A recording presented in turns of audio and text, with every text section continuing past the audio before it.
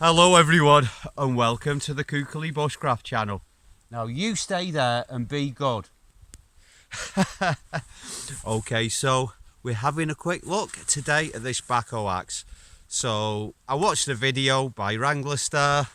He said these axes are basically junk. I've used in the past Sandvik and Bahco axes, which is, well, in theory, it's the same company. Bahco is now owned by Snap-on Tools. They're no longer manufactured in Sweden. So Sandvik axes at one point were made by Hultsbrooks or Hultersfors. Now they've started making them in China. So what can we say about this axe? Firstly, €15. I mean, that's a seriously cheap axe. Secondly, really thin bit. It penetrates really nicely. The first thing I did when I got this, I ran a file over the edge of both this and one of my old Sandvik axes, and the file bit a lot more into this steel. This is much softer steel than the old Sandvik axes. Also, I think the wood in both cases is ash, but with the two together you can see that the old Sandvik axes have got a much tighter grain. Now I look at it again, that Sandvik axe looks like hickory. I don't think that's ash. So softer steel and the handle won't be as strong, but €15, that's really cheap. Like most cheap axes, this thing came seriously dull. So I sharpened it up, put a working edge on it on the belt sander at work, and also took some of the varnish off the handle because it did feel a little bit slippery in the hand. So now it's more or less sharp. Time to put it to the test. The first month or so I took it to work and I was using it on a regular basis for cutting semi-frozen meat and sometimes completely frozen meat.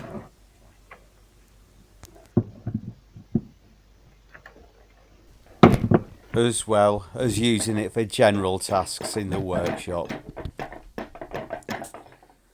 And in the last few weeks I've put a proper fine edge on it and I've been using it for my own personal projects.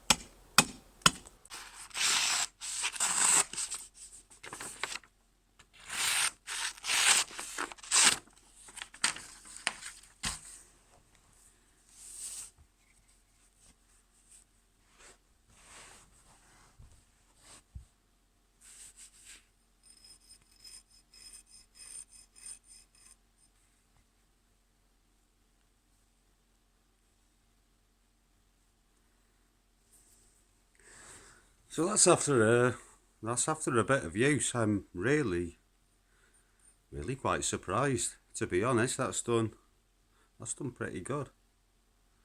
Right, let's go out and use it some more.